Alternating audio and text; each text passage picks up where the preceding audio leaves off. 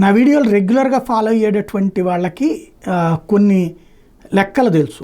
ఏది నేను ఇంతకుముందు గతంలో ఏదైతే పింఛన్ల తొలగింపు సంబంధించి జనసేన వాళ్ళు తెలుగుదేశం వాళ్ళు విమర్శలు చేయడం కొన్ని చోట్ల ఆందోళనకు దిగినప్పుడు చెప్పాను. జగన్కి ఒక పద్ధతి తెలియదు, డ్రమటైజ్ చేయడం తెలియదు. అధికారులకు చెప్పేశాడు 300 యూనిట్లు కరెంటు దాటినటువంటి వాళ్ళకి అనేది, అందులో చెప్పేది ఏందో ఒక జీవోనే ఇచ్చేశాడు. 300 యూనిట్లు దాటినా లేకపోతే ఇన్కమ్ ట్యాక్స్ రిటర్న్స్ వేసినా అని చెప్పేసి దాంతో వీళ్ళు పీకేస్తున్నారు. ఆటోమేటిక్గా దాని మీద గొడవకు దిగుతున్నారు. అదే రేపు చంద్రబాబు వస్తే ఇదే పని చేస్తారు, కానీ దానికి ముందు కొంత బిల్డప్ చేస్తారు, డ్రమటైజ్ చేస్తారు.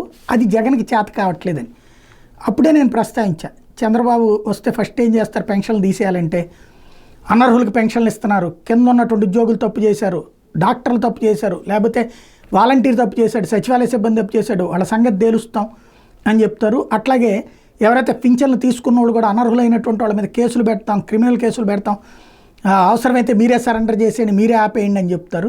తద్వారా ఆడే తీసుకునేటటువంటి వాస్తవంగా పింఛన్లు తీసుకునే వాళ్ళలో 20 నుంచి 30% మంది అనర్హులే యాజ్ పర్ గవర్నమెంట్ నామ్స్. అయితే 30-40 ఏంటి, దాదాపు 50-60 మంది ఉంటారు. ఎందుకంటే ఏడాదికి 2 లక్షల రూపాయలు, 1,50,000 రూపాయలు డబ్బులు సంపాదించే వాళ్ళు ఎవరున్నారు ఇవాళ ఆ వేసి చూసుకున్నప్పుడు? అలాగే ఆస్తులకు సంబంధించిన లెక్కలు అవి ఉన్నాయి.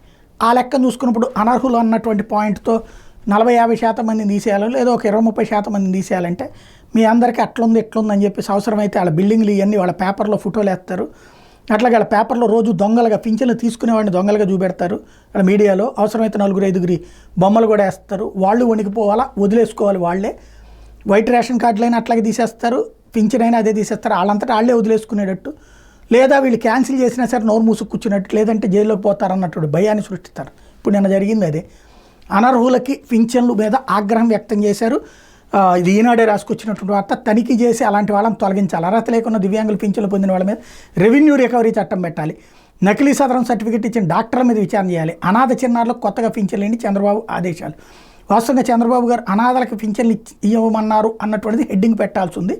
వీళ్ళు ఈ దాంట్లో కింద ఇవన్నీ రాయాల్సింది. 70% బోగస్ సర్టిఫికెట్లే సదరన్ సర్టిఫికెట్లు, ఇవన్నీ వైకాపా ప్రభుత్వ నిర్వాహకమే అన్నట్టు.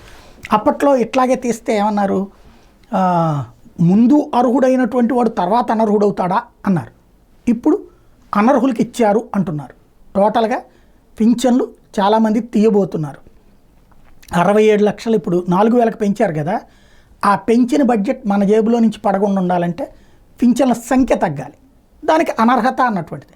ఇప్పుడు ఒక అతనికి చెయ్యి కొంచెం వంకర తిరిగింది, గవర్నమెంట్ ఏం చెప్తుంది? శాంతం పనిచేయనోడికి ఇవ్వమంటుంది. కానీ ఇతనికి ఇట్లాగే ఉన్న పనికి పనిచేయదు. ఇక్కడ ఎట్లా డిసైడ్ చేయాలి? ఇవే సమస్య ఉంటాయి. వైకల్యానికి సంబంధించి అయినా లేకపోతే కనుక ఇతరత్ర అయినా సరే మానవతా దృక్పథంతో చూస్తారు సాధారణంగా. ఒకసారి యాక్సిడెంట్లు అయ్యాను, లేకపోతే ఏదో ప్రమాదం ఇబ్బంది పడ్డాడు కాబట్టి అనేది. అది ఇప్పుడు రివర్స్ అవుతుంది.